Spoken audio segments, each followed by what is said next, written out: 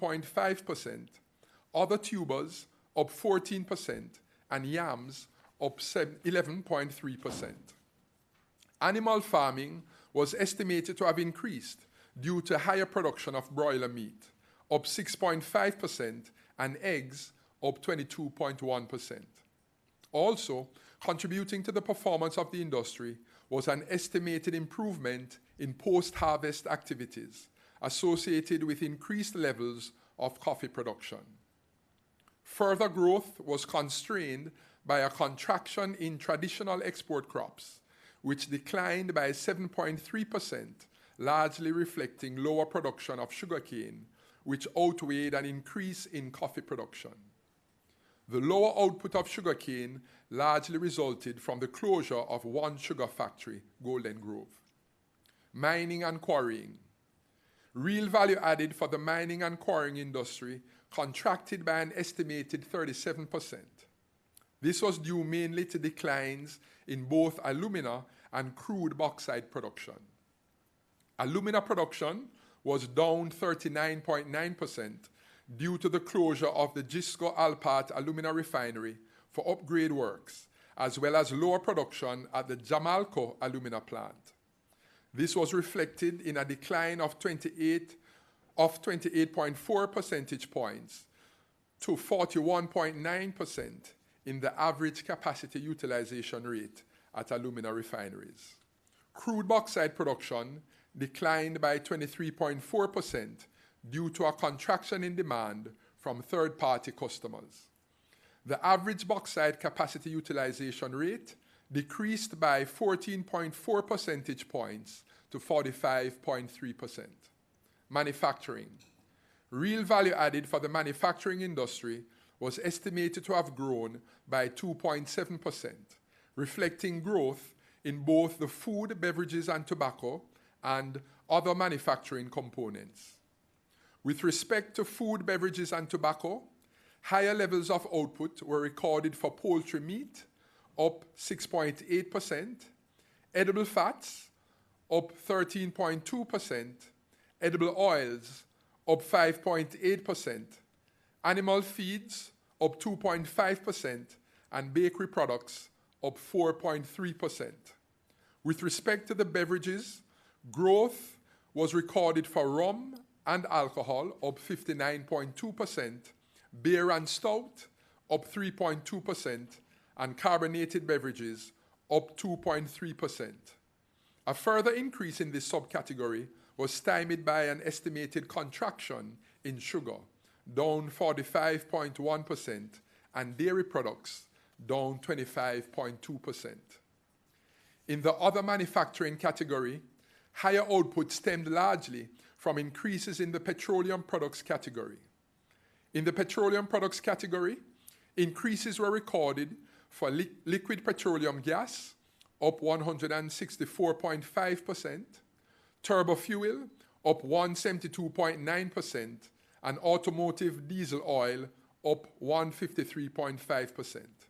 This was due to the refinery being in operation for all days during the review quarter, relative to being out of operation for 19 days during the January to March 2019 quarter to facilitate maintenance activities. The sub-industry also benefited from increased production of salt, up 20.4%, and fertilizer, up 14.9%, which is consistent with the increase in agriculture output. Construction.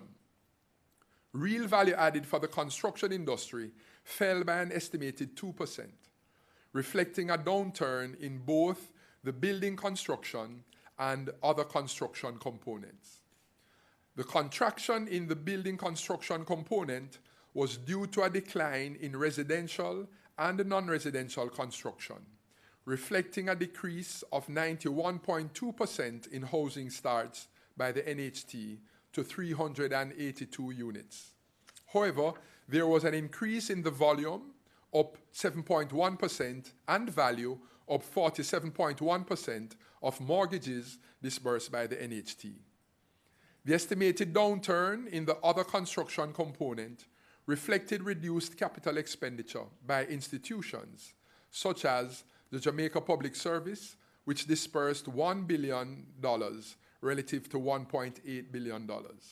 The contraction was, however, tempered by increased capital expenditure by the National Road Operating and Construction Company, NROC, which disbursed $482.4 million on Part A of the South Coast Highway Improvement Project, SCHIP, relative to no expenditure in the corresponding quarter of 2019, and the Urban Development Corporation, UDC, which disbursed $231.94 million, up 265.3%.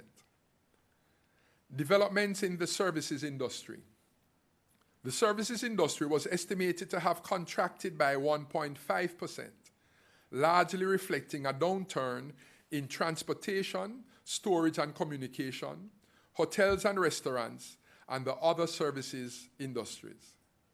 The performance of these industries was negatively impacted by the measures implemented globally and locally to manage the COVID-19 pandemic, particularly in the areas of air, land and maritime transportation, tourist accommodation, and entertainment services. Electricity and water supply. Electricity and water supply recorded an estimated growth of 2.1% in real value added due to increased electricity and water consumption.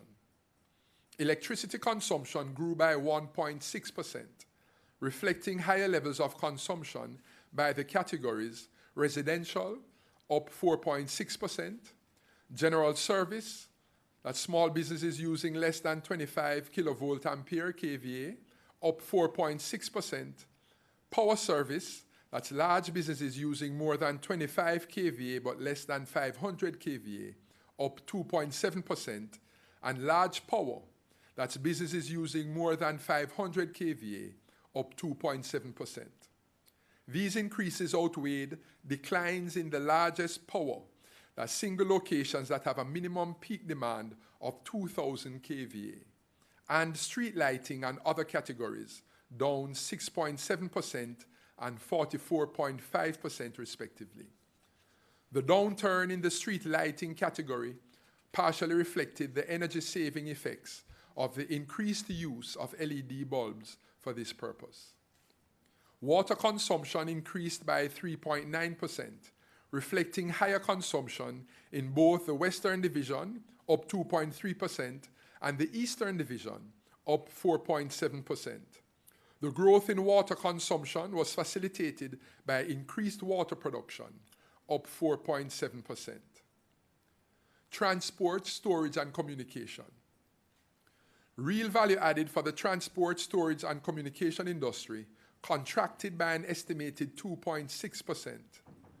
This resulted from a decrease in the transport and storage component, due largely to lower levels of activities at the island's sea and airports, specifically maritime transport activities, reflecting a decline in cargo movement at the outports, down 0.9%, and Port of Kingston, down 34%.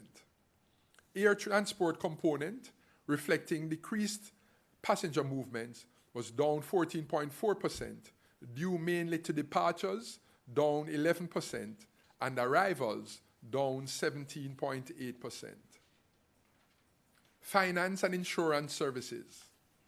Real value added for the finance and insurance services industry was estimated to have grown by 1.3% during the review quarter, reflecting increases in the net interest income on the stock of loans and advances, and fees and commission income.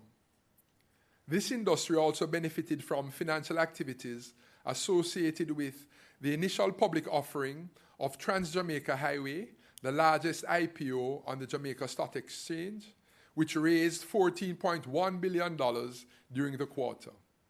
This reflects the government of Jamaica's continued commitment to the divestment of state-owned assets through the market to reduce the debt burden, while simultaneously expanding financial inclusion and access to all Jamaicans. The real value added in the wholesale and retail trade, repair and installation of machinery, WR trim, industry was estimated to have remained flat. This performance was influenced by an increase in the employed labor force by 36,400 persons as at January 2020, estimated growth in agriculture and manufacturing activities, the impact of measures associated with the management of the COVID-19 pandemic, which reduced operational hours of businesses and restricted the movement of people. Hotels and restaurants. Real value added for the hotels and restaurants industry contracted by an estimated 13.9%, largely reflecting an estimated contraction in foreign national arrivals during the month of March, associated with the decision to close the borders to air travel to mitigate the spread of COVID-19. For the period January to February 2020, total stopover arrivals grew by 6% to 462,940 visitors. Total visitor expenditure for the 2-month period is also estimated to have increased by 5.9% to US $694.64 million, of which stopover visitor expenditure increased by 7.2% to US $656.3 million.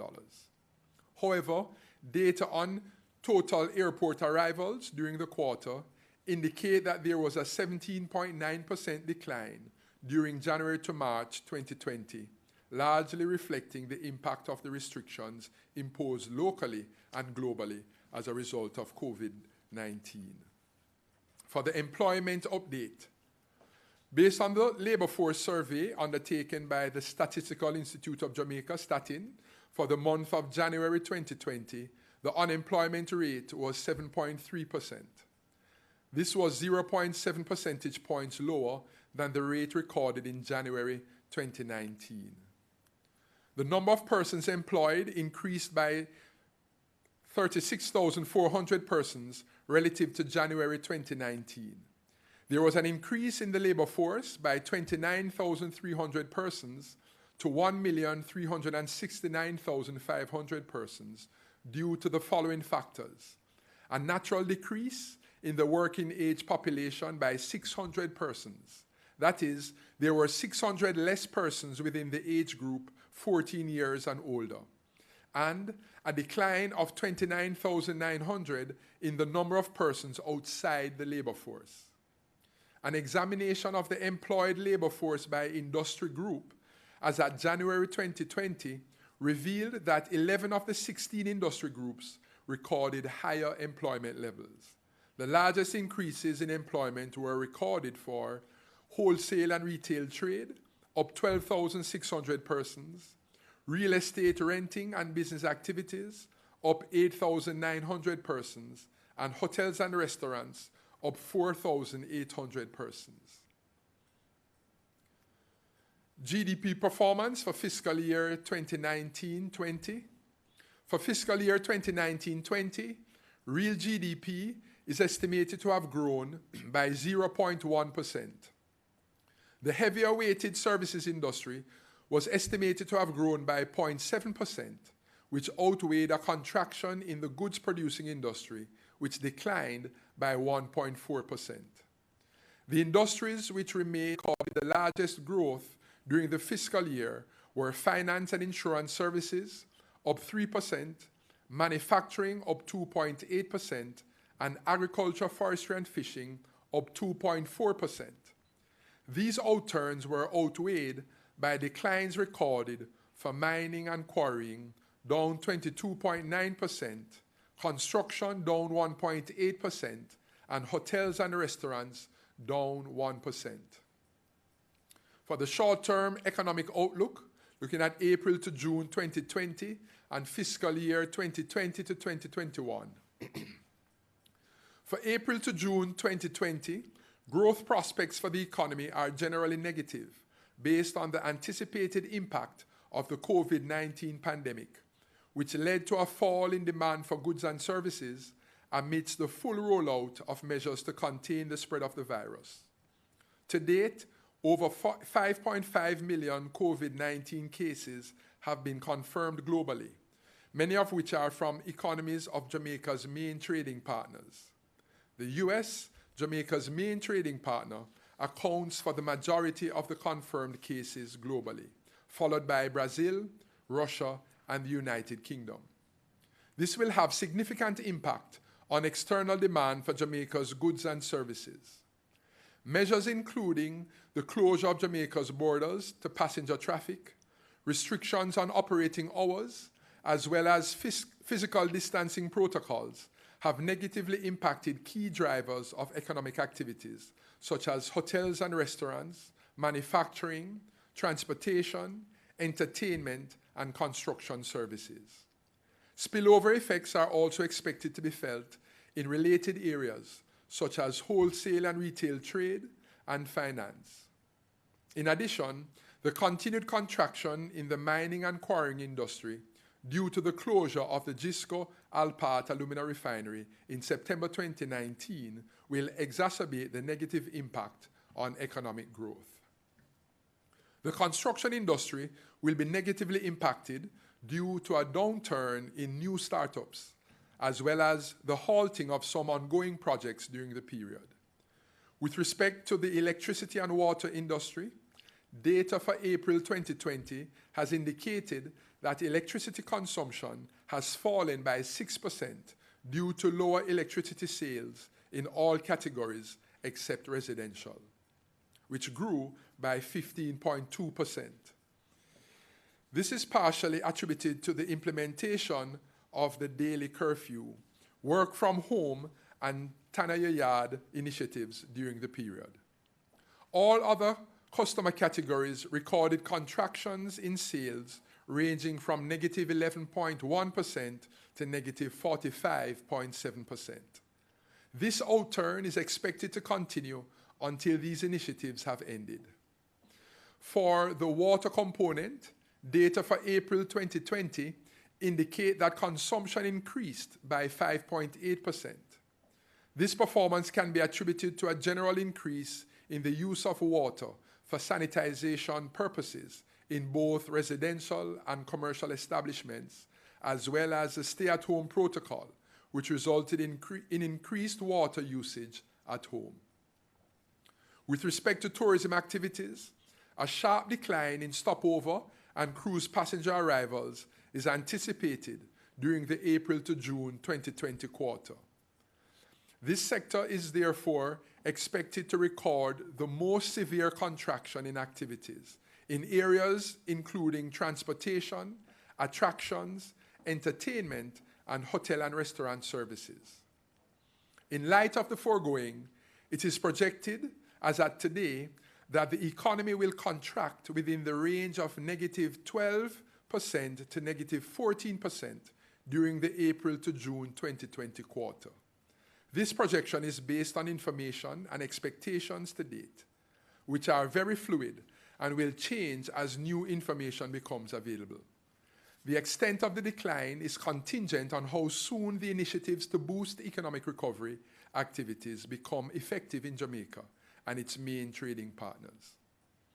For fiscal year 2020-2021, the key assumptions underpinning current projections for economic performance are: 1, there will be no major second phase outbreak of the COVID-19 pandemic in Jamaica and globally, and that the rate of contagion will remain within manageable bounds of the health sector's capacity.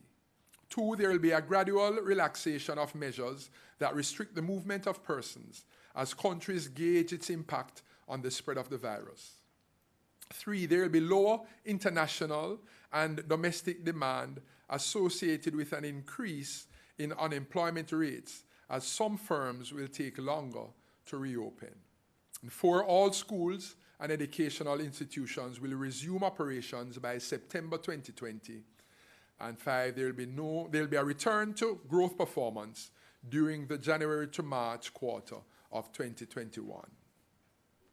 The economic projection for fiscal year 2020-2021 is for a contraction within the range of 4% to 6%.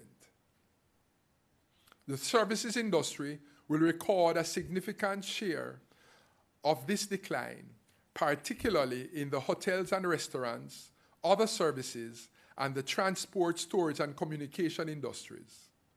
With regard to external demand, despite no restrictions on merchandise trade movements, Jamaica is expected to be impacted by the downturn in global economic performance, as key trading partners are projected to record contractions in output.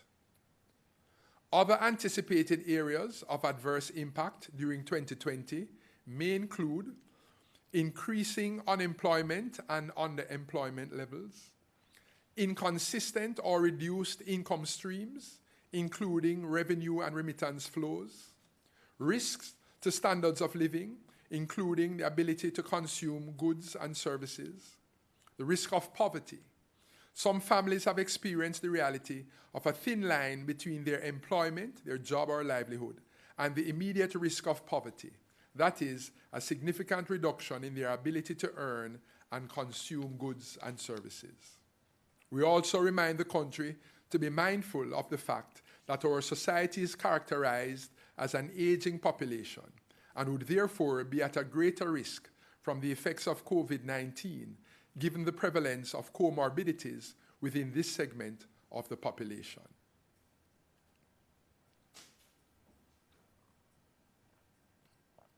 As we look at the upside potential and downside risks to our forecast, the main downside risks to the forecast presented include 1. Slower than anticipated restart of economic activities in key industries due to supply-side constraints.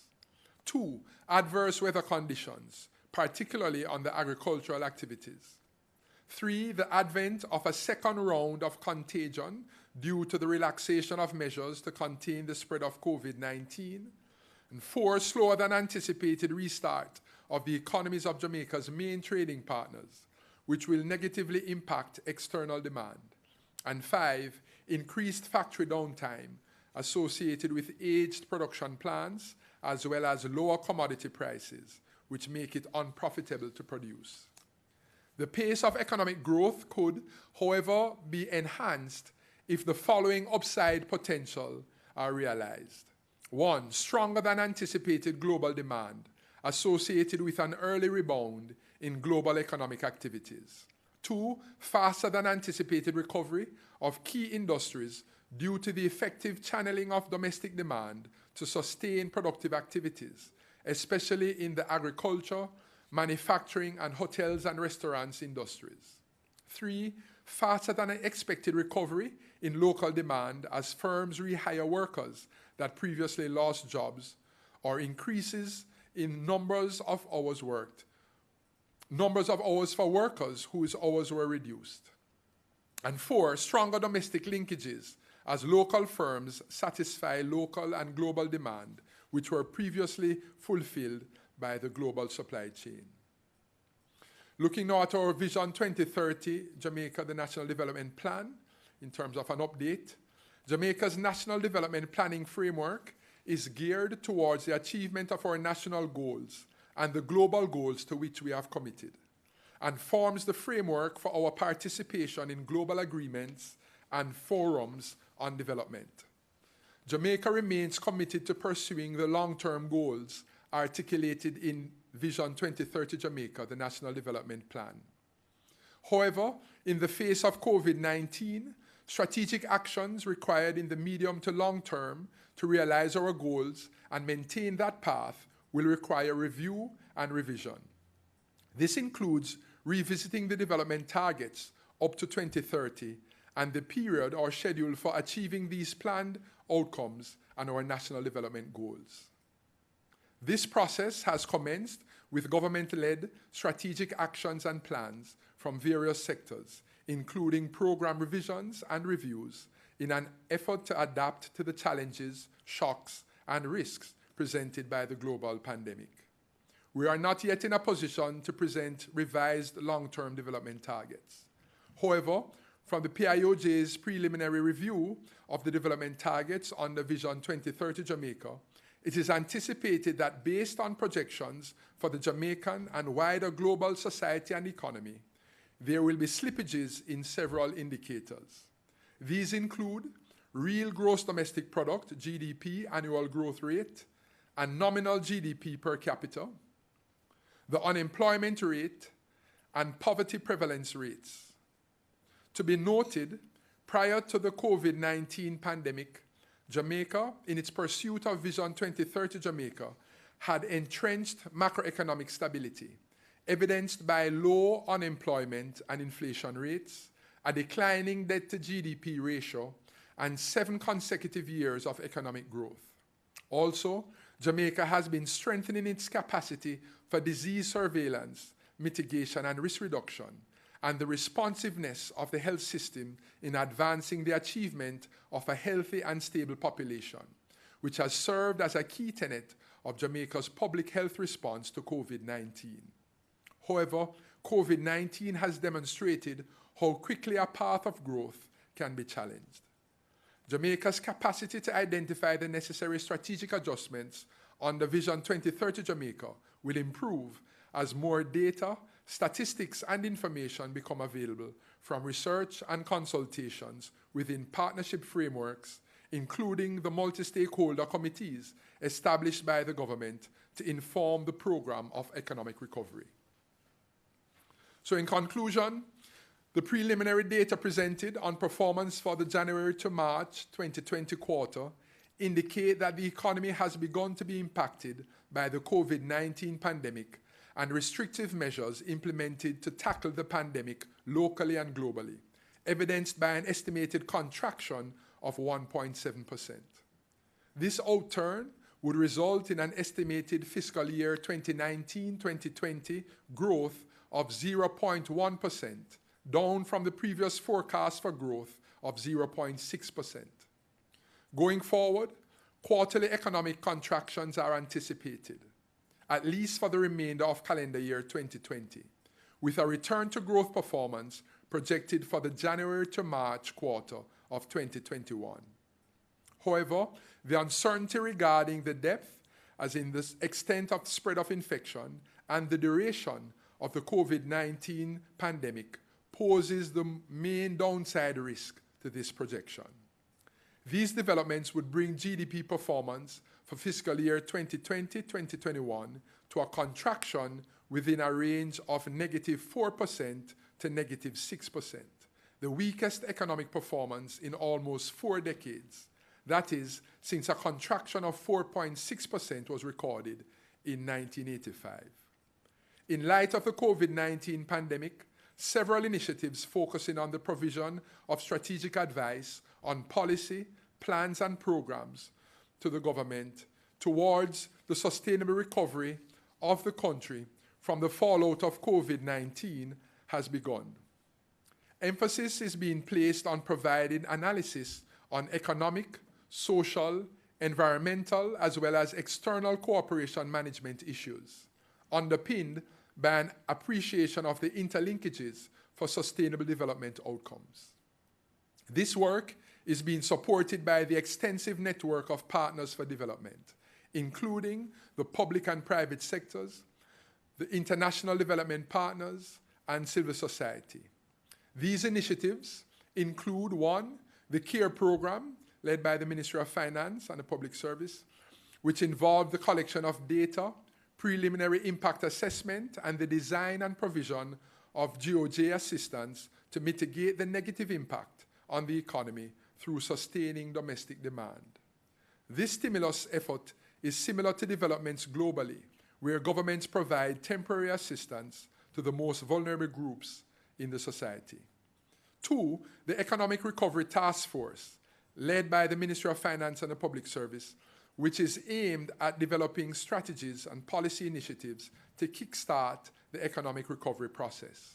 3, the National COVID-19 Research Agenda, led by the Ministry of Health and Wellness and Statin, which focuses on measuring and monitoring the socio-economic impact of COVID-19 in order to provide timely information and data to policymakers in devising strategies on the way forward. And 4, the Post-Disaster Impact Assessment, using the Damage and Loss Assessment, DALA, and or the Post-Disaster Needs Assessment methodologies.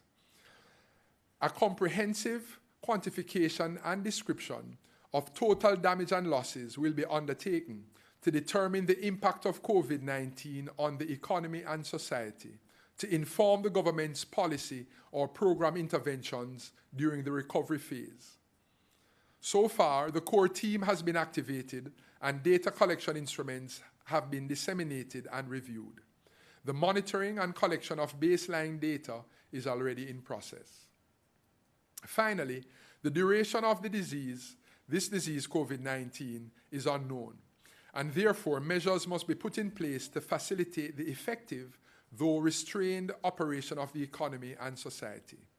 We have entered into a period of significant challenges, the likes of which have never been experienced in several decades. Jamaica requires all available resources to work in tandem to overcome the challenges being faced at this time. It requires a whole-of-society approach, the public and private sectors, civil society, the young and the old. I therefore encourage us all to maintain our collaborative effort and to remain disciplined and responsible as we sustain our efforts to make Jamaica the place of choice to live, work, raise families, and do business. God bless us all. Thank you very much.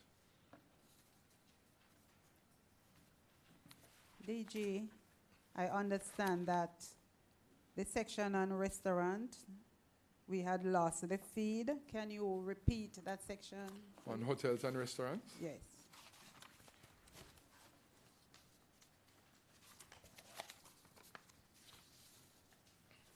I'll ask them to give me the page reference quickly.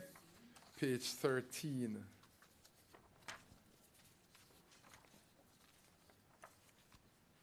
Okay. Just that section alone? And you got it back on employment? The jobs were recovered?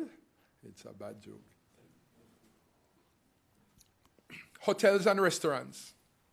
Real value added for the hotels and restaurants industry contracted by an estimated 13.9%, largely reflecting an estimated contraction in foreign national arrivals during the month of March, associated with the decision to close the borders to air travel to mitigate the spread of COVID-19. For the period January to February 2020, total stopover arrivals grew by 6% to 462,940 visitors. Total visitor expenditure for the 2-month period is also estimated to have increased by 5.9% to US $694.64 million, of which stopover visitor expenditure increased by 7.2% to US $656.3 million. However, data on total airport arrivals during the quarter indicate that there was a 17.9% decline during January to March 2020, largely reflecting the impact of the restrictions imposed locally and globally as a result of COVID-19.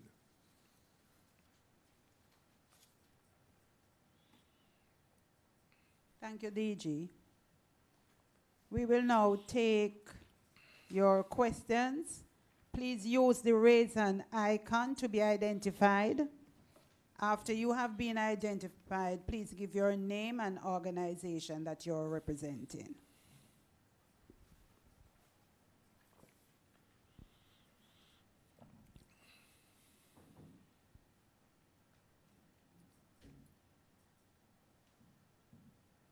Are there any questions?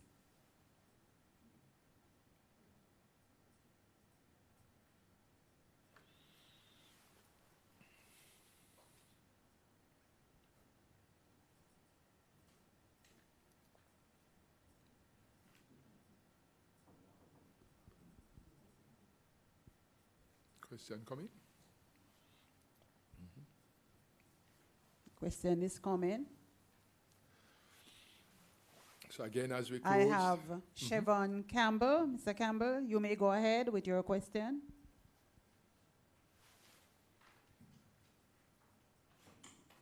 Hello, good afternoon. Can you hear me? Yes, we can. Good morning, Director General. My question is a two-part one. This projection for the fiscal year, has this taken into account the adjustments made to the budget at the last call just the last week? And if so, has this also taken into account the changes to the capital expenditure over the next 2 fiscal years? Right, so thank you, Siobhan. So yes, they have taken into account the recent changes to the budget, and they have informed our analysis, part of that analysis. Thank you for your question.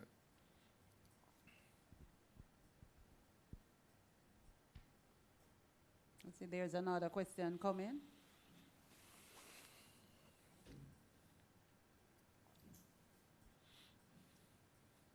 Nicole Adamson. Ms. Adamson, you may go ahead with your question. Good morning, Nicole Adamson from VM Wealth Management. My question relates to the tourism industry. I'm not sure if when you had shipped out, you spoke to the outlook for tourism for the fiscal year 2020-2021, and if you had any numbers on what that growth is expected to look like. And also, do you have a take on what inflation might look like over the coming year? Thank you. So thank you, Nicole. And so we said for the fiscal year 2020 to 2021, this current fiscal year, the outlook is anticipated, a projection for outturn that is negative, between -4% and -6%. And so within that range. And so we said we anticipate, even during the year, we said leading up to the remainder of the calendar year, we would see negative outturns in terms of GDP growth, and expect growth to return overall in the January to March 2021 quarter. We said we anticipate that, given the nature of the industry, that the hotels and restaurants industry, the tourism industry, remember we look at hotels and restaurants on the numbers, which is a large proportion of what is done in the overall tourism industry, but we think that will be the hardest hit, one of those hardest hit in the intermediate term. And as we know, there are quite a bit of activities for the safe reopening and resumption of the sector, and you've been hearing the updates on that coming through the Economic Recovery Task Force. So that's our outlook as we see it. In terms of inflation, Nicole, then we allow those who calculate and monitor and watch in terms of the Bank of Jamaica, and they would continue to give reports on that. So we defer that to them. And so, as we said, we anticipate the restore forecast, of course, remain. We've said we don't know quite the duration of the pandemic in terms of, and then impact in terms of spread. We anticipate you have the upside, we've said the downside, that if you have a second round, that would be a downside. But the upside is that if we could resume quickly in a global context, that our other jurisdictions of our main trading partners are able to do the same in terms of safe and quick recovery, then of course there would have been an upside to what we are forecasting. Thank you for your question. Thanks, DG. Siobhan, you may go ahead with your question.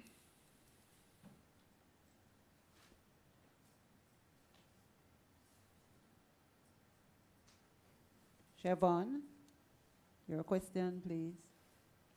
Sorry, I had to unmute myself. Regarding the 2030 development goals, as you said, there's going to be a review, but I'm curious, does this or would this entail a delay in the meeting of some of these 2030 targets, or are we suggesting that how we achieve them is what's going to be adjusted? So thank you, Siobhan. That's a good question, and I think it would entail both. It could speak to a delay, and depending on the target, it's a wide range, as you know, of targets and indicators, and then how we achieve it. So it's going to speak to both. But let me invite the head of Vision 2030, Ms. Pisha Bryan, just to speak to some of that also, please.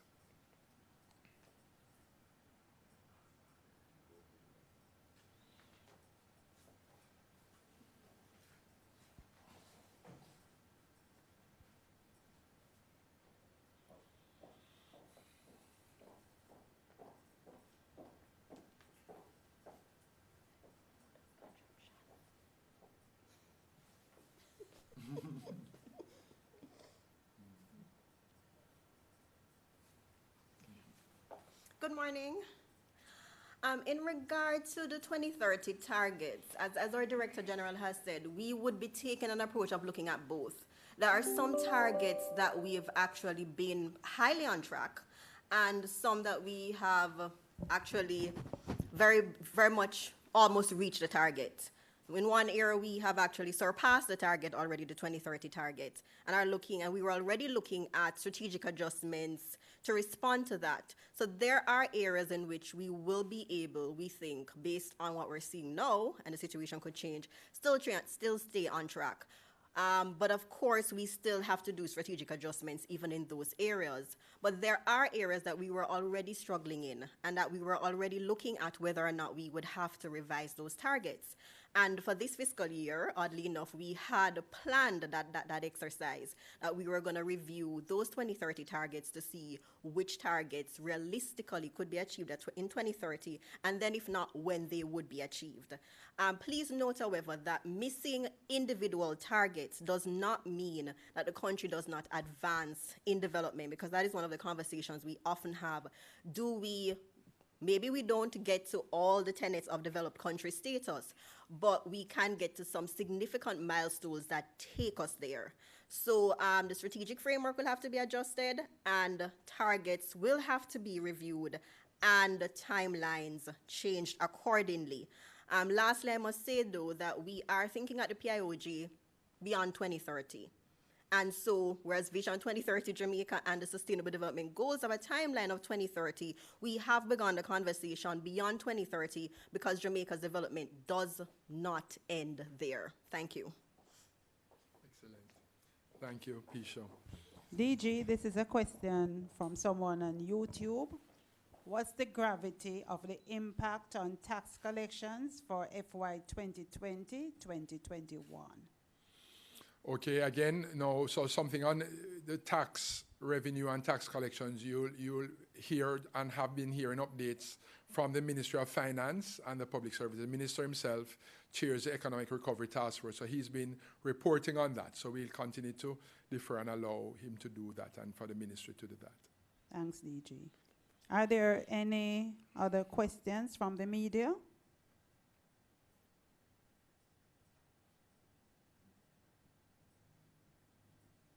No. All right, so we just want to continue to encourage us to maintain our collaborative effort. It's going to require and call for this whole of society approach. I think you've heard the Prime Minister giving relatively high marks for our response. It's a whole of country, whole of society response. We want to encourage us to remain disciplined, to remain responsible in our actions and in our responses. Someone says crisis is an opportunity for genius to emerge. And so I just want to encourage us to be hopeful and to continue to give up our best efforts as we continue to make Jamaica the place of choice to live, work, raise families, and do business. Let me hand back over to Mrs. Marcia Blake Hall. Thank you.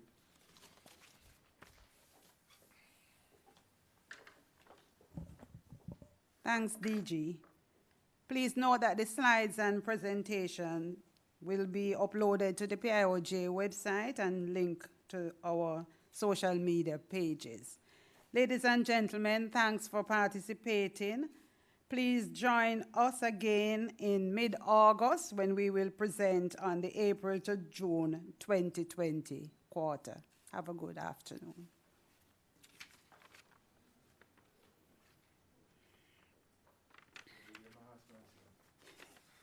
Well done, well done. Yes.